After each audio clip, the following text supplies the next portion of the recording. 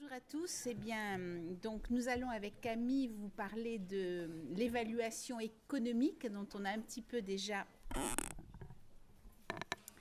parlé tout à l'heure. Donc, je suis économiste de la santé. J'appartiens à un laboratoire d'économie de Dijon, mais aussi à la FHU Translade.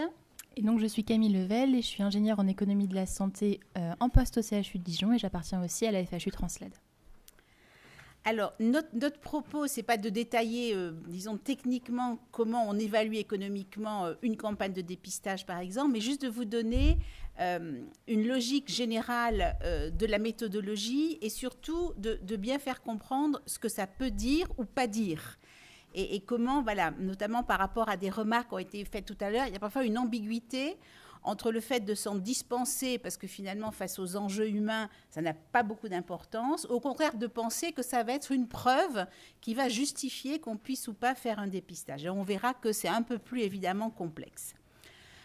Juste pour rappeler ce que ça veut dire évaluer, là aussi ça aura de l'importance après. Évaluer, c'est porter un jugement de valeur avec un point de vue et avec des critères qu'on a choisis. Donc, pour un peu illustrer tout de suite, si on évalue du point de vue d'un établissement hospitalier qui va mettre en place un dépistage, si on évalue d'un point de vue d'une collectivité territoriale, si on évalue du point de vue de l'assurance maladie ou de l'ensemble de la collectivité, on n'aura pas du tout les mêmes résultats. Et là aussi, il y a des choix de critères dont on va parler dans un moment qui vont permettre de dire quel va être le critère qui va permettre de dire qu'on a atteint ou pas un objectif. Une remarque aussi pour dire que l'évaluation qu'on dit économique, elle se situe dans un panorama possible de logique d'évaluation. On a notamment parlé ce matin de l'acceptabilité, qui est une dimension aussi pour évaluer une pratique ou une technologie de santé. Et donc, le volet économique devrait en principe s'articuler ou répondre aussi à d'autres modalités, à d'autres logiques, d'autres méthodologies d'évaluation. Donc, on va ici plutôt se concentrer évidemment sur l'évaluation médico-économique, puis peut-être faire juste un petit apport sur ce qu'on appelle l'évaluation multicritère. Alors, l'évaluation médico-économique ou l'évaluation économique, parfois on dit ça plus rapidement, c'est devenu aujourd'hui un élément important dans les prises de décision publiques, dans le domaine de la santé, mais aussi dans l'ensemble des choix publics, pour des raisons qui sont des raisons parfois aussi contextuelles de contraintes budgétaires, puisqu'on va voir que l'évaluation économique, ça permet de donner un critère sur l'usage pertinent d'une ressource qui est, dans le domaine qui nous concerne, largement des ressources collectives. Le principe a l'air très simple, c'est de mettre en regard, de regarder le rapport qu'il y a entre des ressources qu'on a utilisées, des coûts, et les résultats qu'on a pu obtenir. Et le deuxième principe, c'est que l'évaluation médico-économique est forcément quelque chose de comparatif. On va comparer deux stratégies en regardant si ces deux stratégies sont plus ou moins coûteuses l'une par rapport à l'autre ou produisent l'une par rapport à l'autre plus ou moins d'avantages qui vont être, on va le voir, à définir. Derrière cette mise en relation des coûts et des avantages, il y a une notion qui en économie est relativement centrale, qui est celle d'efficience. On octroie les ressources à ce qui produit le plus de résultats. Mais la notion de résultat, elle est vraiment à définir et à choisir. Alors ici, un petit graphique très traditionnel pour expliquer comment on peut se situer quand on compare deux stratégies.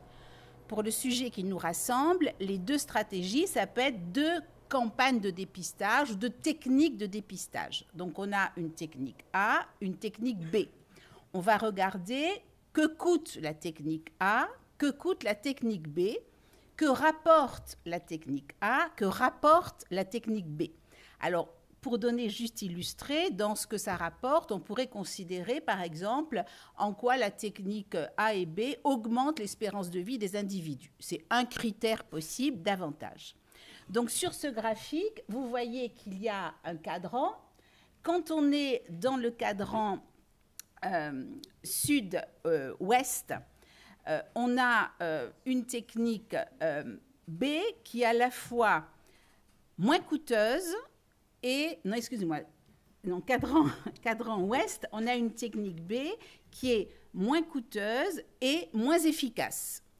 Dans le cadran nord-ouest, on a une technique qui est plus coûteuse et moins efficace. Donc c'est sûr que celle-là, on ne va pas trop s'y intéresser. Dans le cadran sud-ouest, on a une technique qui est moins coûteuse et plus efficace. A priori, là aussi, on va forcément la préférer. Et dans le cadran nord-est, on a une technique qui est plus coûteuse et plus efficace. Donc dans cette comparaison, on a une relation entre ces éléments. La relation, dans l'évaluation médico-économique, elle se traduit par ce qu'on appelle un ratio incrémental. Si, par exemple, on a une campagne de dépistage, je prends des chiffres au hasard, qui coûte 100 000 euros, mais qui permet de dépister par rapport à une campagne B plus de 10 000, par exemple, cas positifs, on va dire avoir un cas positif dépisté de plus coûte 10 000 euros. Et donc, c'est ce 10 000 euros qu'on va après présenter aux décideurs pour dire si vous voulez dépister un cas positif de plus, en utilisant la technique B, il vous faudra dépenser 10 000 euros de plus. Donc, on est juste en train de calculer le coût d'un avantage supplémentaire d'une stratégie par rapport à une autre. Alors, cette évaluation médico-économique, elle peut servir à hiérarchiser sur ces critères des stratégies. Elle peut aussi servir à savoir comment configurer une campagne pour qu'elle soit, comme on dit, plus ou moins coefficace. La méthode, elle a des règles méthodologiques assez précises. Bon, notamment en France, par exemple, l'HAS valide les critères que doivent respecter des évaluations économiques pour être pertinentes. Donc l'HAS en France, mais plein d'instances internationales aussi. Dans ces règles méthodologiques, on va savoir comment on peut évaluer les coûts, comment on peut évaluer les résultats. Alors, évaluer les coûts dans les méthodes doit se limiter à ce qu'on appelle les coûts directs. Donc, si on s'intéresse à une campagne de dépistage, le coût direct, c'est ce que coûte la campagne. C'est ça qu'on va mettre en regard des résultats. Tout à l'heure, on a parlé, par exemple, du fait que les pathologies avaient des coûts, que l'errance avait un coût. Mais ça, a priori, on ne va pas le mettre dans l'évaluation. Ça peut être des volets adjoints. Puis c'est ce qu'on appelle les coûts indirects. Ce n'est pas ce que coûte la campagne, c'est d'autres éléments de coûts périphériques par rapport à l'évaluation qu'on va conduire. Alors, je passe ici les détails, mais calculer des coûts, c'est un peu un travail de fourmi. On va regarder précisément le coût du temps, le coût des produits, le temps dépendant des compétences, des coûts organisationnels. Donc, il y a tout un élément calculatoire très lourd et parfois très complexe pour évaluer ces coûts, ce qui permet aussi déjà de dire qu'une évaluation médico-économique, c'est un investissement aussi pour illustrer des stratégies qui peut être relativement important. Et quand on évalue les coûts, on peut les évaluer à court terme, à long terme, à moyen terme, donc choisir ce qu'on appelle des horizons temporels différents. Tout à l'heure, je l'ai dit, l'évaluation, elle se fait avec un point de vue. Le périmètre des coûts qu'on va vouloir évaluer dépend du point de vue. On n'évaluera pas les coûts de l'établissement, de l'assurance maladie ou de la collectivité avec les mêmes postes. On va élargir de plus en plus les coûts qu'on doit intégrer dans l'analyse. Deuxième temps méthodologique, c'est évaluer les avantages. Autrement dit, ces coûts, l'investissement qu'on a donné dans cette stratégie, comment on va mesurer ce qu'ils apportent. Alors, là aussi, pour faire très vite, il y a deux grandes familles d'évaluations. Ce qu'on appelle les évaluations coût-efficacité, où on va trouver une mesure simple, unidimensionnelle de l'avantage.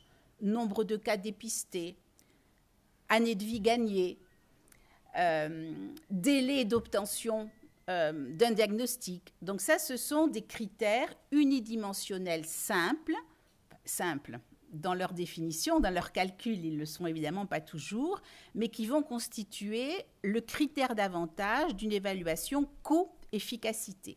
Donc ça peut être, voyez, des éléments qu'on dit finaux, comme la durée de vie, l'augmentation de l'espérance de vie, c'est plutôt une efficacité finale. L'efficacité intermédiaire, qui peut être le délai d'obtention d'un résultat, peut être aussi un avantage qu'on considère. L'autre famille, grande famille dans ces approches médico-économiques, c'est les évaluations coût-utilité, où là, on va prendre comme mesure de l'avantage, non pas seulement l'espérance de vie, par exemple, mais l'espérance de vie pondérée de la qualité de vie des bénéficiaires ici de la campagne de dépistage. Donc c'est ce qu'on appelle, qu'on rencontre parfois dans la littérature, les QALY, dont on va parler tout à l'heure, qui sont une mesure possible des avantages, qui compose quelque chose d'objectif, l'espérance de vie, d'objectif par exemple, oui, l'espérance de vie, et de subjectif, la qualité de vie de la personne bénéficiaire. Vous voyez qu'avec juste cette présentation très, très sommaire, la complexité aussi des mesures est grande. Mesurer la qualité de vie d'un échantillon de personnes, c'est des questionnaires plus ou moins génériques, plus ou moins appliqués. Mesurer les délais, voilà, il y a aussi un investissement important et des contraintes aussi fortes que je ne détaille pas ici pour évaluer précisément ces résultats. Ce qui veut dire qu'au final, je fais là très court, on a des résultats qui vont dépendre du point de vue qu'on a adopté. On a des résultats qui vont dépendre de l'horizon avec lequel on fait l'évaluation. Et on a aussi des résultats qui sont soumis aux hypothèses qu'on va faire, parce qu'on n'a pas toujours toutes les données, à la fiabilité des données qu'on va utiliser.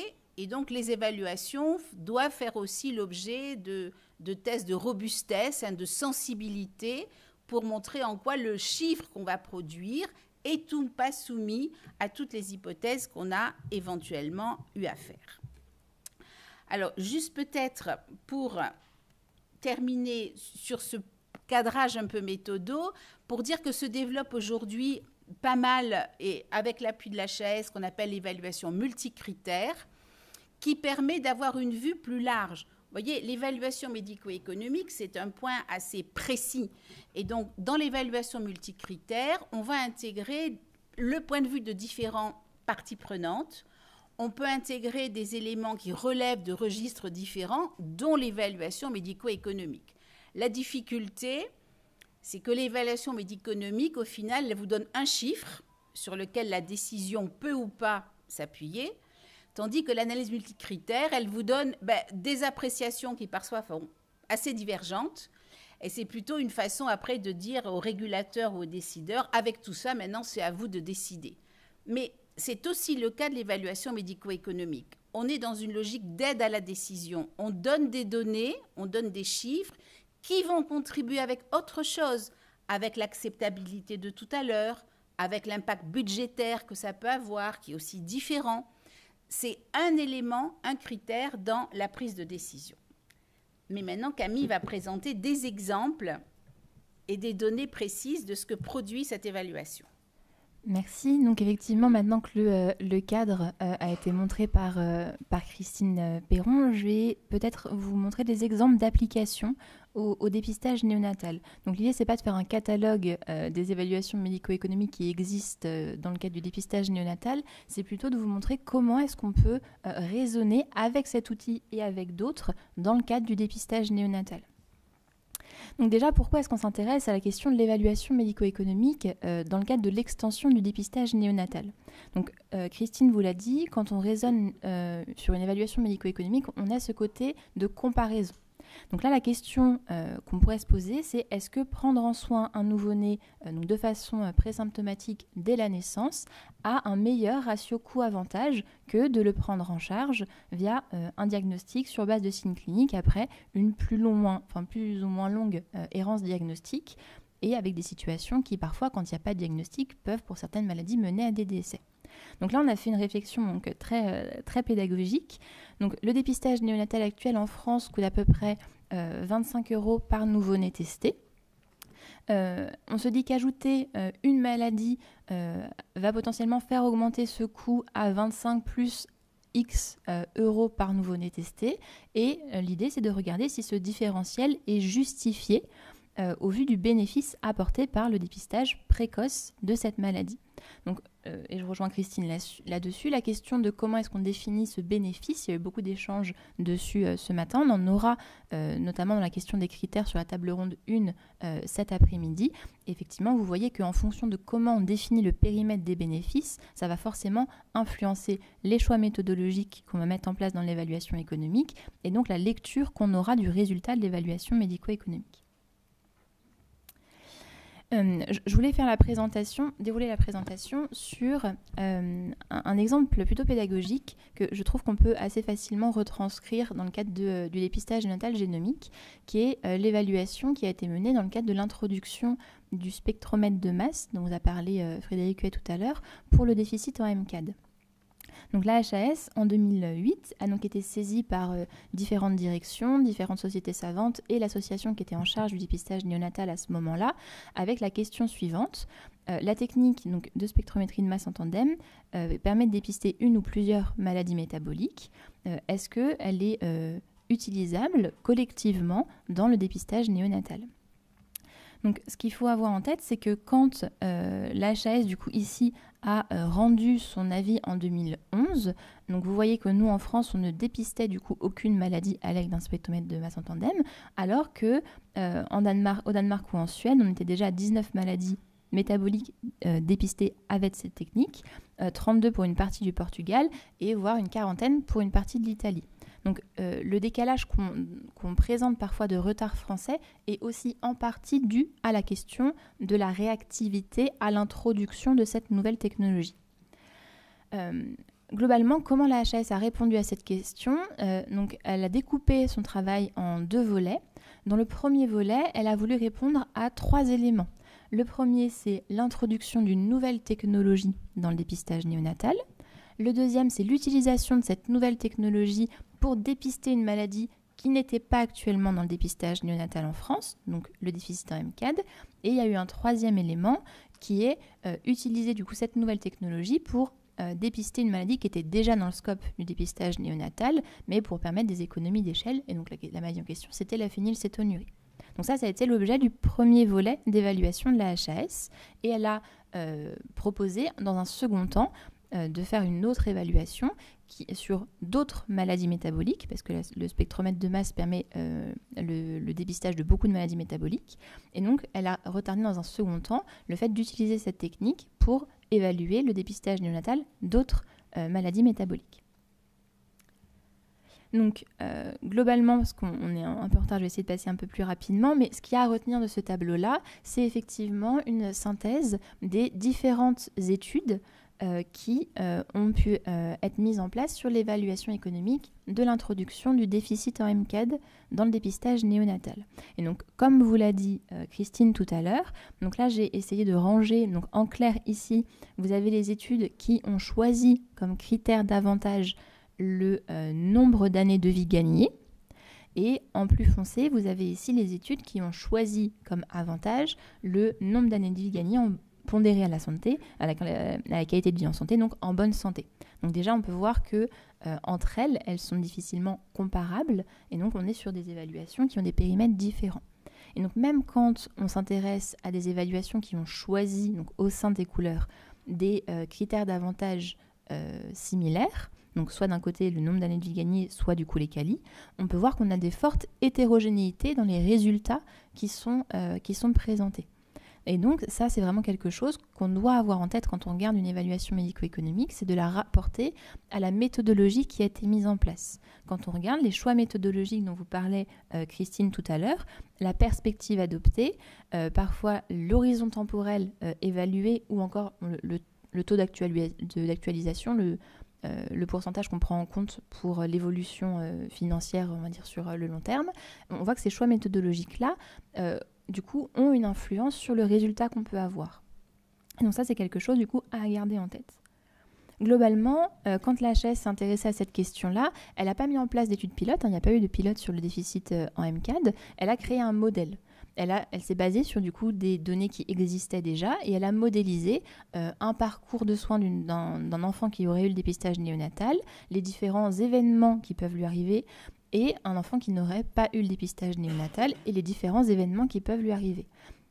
Ensuite, elle a associé des probabilités de survenue de ces événements, des coûts associés. Elle a fait tourner le modèle, de façon très très schématique.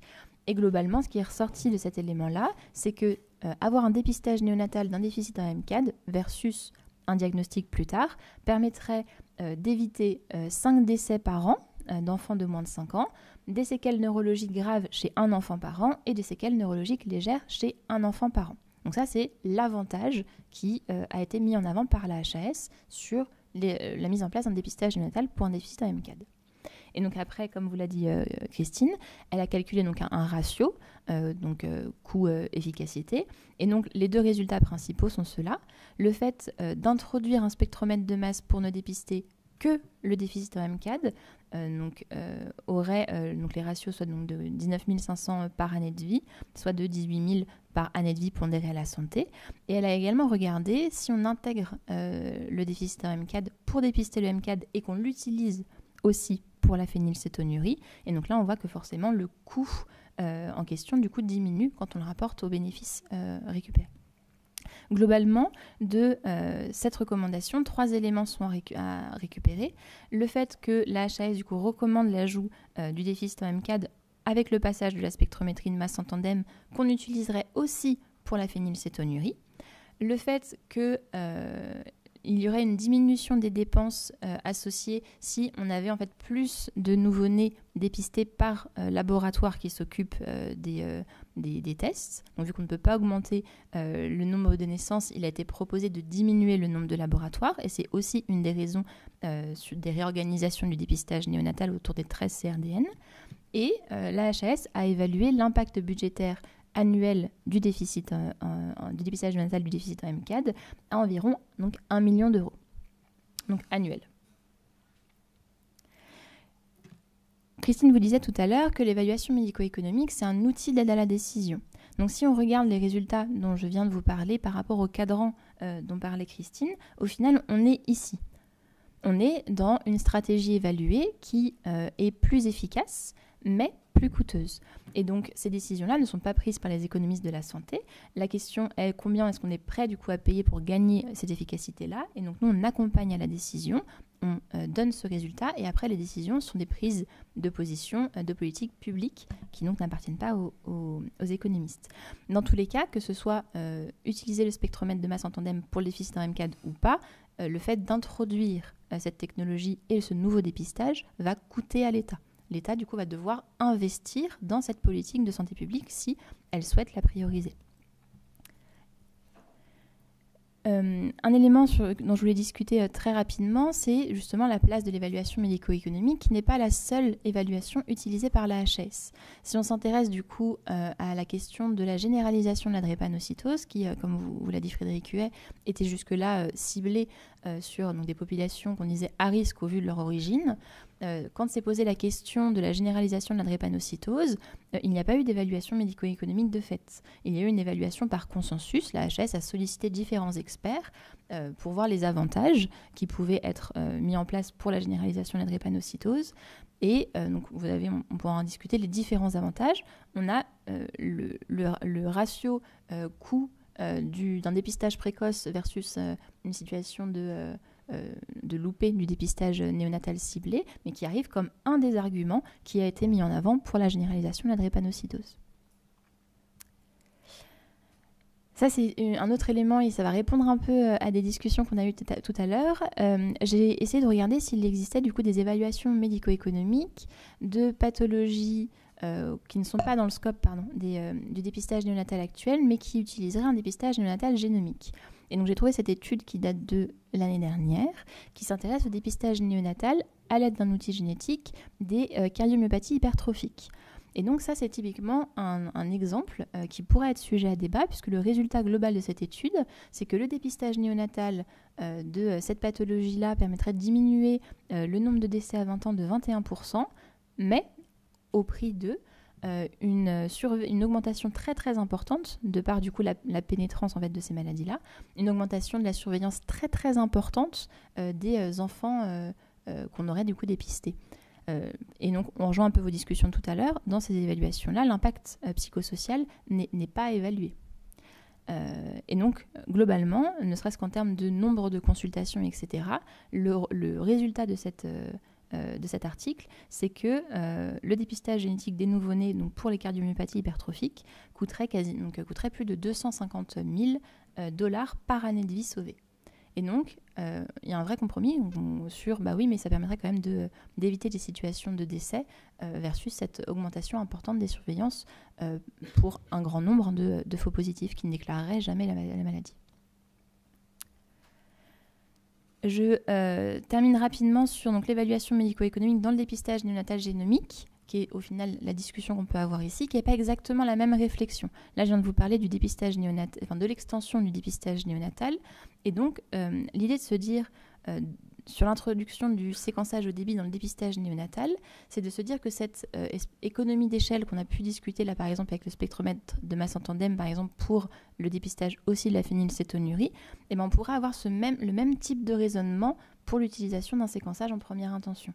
Et donc, on s'attend à ce que dans les années à venir, il y ait de plus en plus de pathologies traitables qui soient du coup éligibles à un dépistage néonatal. Frédéric vous l'a montré ce matin, on a actuellement un millefeuille de pathologies. Quasiment à chaque fois qu'on introduit une nouvelle pathologie dans le dépistage néonatal, on introduit aussi une nouvelle technique ou une nouvelle technologie pour dépister cette pathologie-là. Et donc, l'utilisation à long terme du séquençage pourrait permettre d'avoir une technologie unique, plus ou moins couplée à d'autres techniques biologiques, biochimiques, mais pour permettre d'avoir une seule technologie en première intention qui permette du coup d'avoir plusieurs centaines de pathologies dépistées en première intention. Globalement, actuellement, on n'a pas de résultats, parce que vous le savez, les études pilotes du coup sont en cours sur cette question-là. On n'a pas de résultats sur l'évaluation économique du dépistage néonatal génomique. Mais c'est des ambitions qui sont partagées et qu'on porte aussi dans Périgénomède d'évaluation sur les projets pilotes qui sont actuellement menés donc, en France et à l'international. Il y a des challenges méthodologiques, vous l'avez vu, évaluer c'est une question de choix. Et donc, ça va conditionner aussi la portée qu'on aura des résultats. Donc, on a des vraies réflexions méthodologiques à mener en amont, avec, comme pour le dépistage du déficit en MCAD, la question de l'évaluation de l'introduction d'une nouvelle technologie. Donc, par exemple, en Norvège, le séquençage est déjà dans le dépistage néonatal, mais en seconde intention pour confirmer certains diagnostics. Nous, ce ne sera pas le cas et il y aura la réflexion sur une réorganisation potentielle de prise en charge en amont et en aval si jamais un jour il y aura le dépistage néonatal génomique. Donc, ça pose aussi d'autres questionnements. Le fait du coup d'utiliser cette technique pour de nouveaux dépistages qui ne sont pas actuellement dans le dépistage néonatal, notamment par exemple on peut penser à la SMA parce qu'il n'y a pas de marqueur biologique, ou à la rigueur des questions aussi sur la complémentarité substitution. On vous a dit c'est une réflexion comparative et donc il pourra se poser la question de l'utilisation de cette technologie pour les dépistages néonataux qui sont actuellement du coup dans le scope du dépistage néonatal. Donc on a une recherche de convergence qui est nécessaire, notamment due au faible effectif qu'on peut avoir dans nos maladies rares. Si on veut que nos données puissent parler, on a des discussions méthodologiques entre les projets pilotes qui existent sur ces éléments-là, mais il faut aussi prendre en compte des spécificités sociétales. Par exemple, le fait d'avoir dans les évaluations médico-économiques une perspective du financeur assurance maladie, c'est quelque chose qui est spécifique au territoire français. Et je terminerai pour dire que l'évaluation médico-économique, c'est donc, j'espère qu'on a pu vous le montrer, un outil parmi d'autres qu'on peut avoir sur comment évaluer un nouveau dépistage ou l'introduction d'une nouvelle technologie qui du coup ne présage en rien de l'introduction d'une pathologie ou pas dans le dépistage néonatal. Merci de votre attention.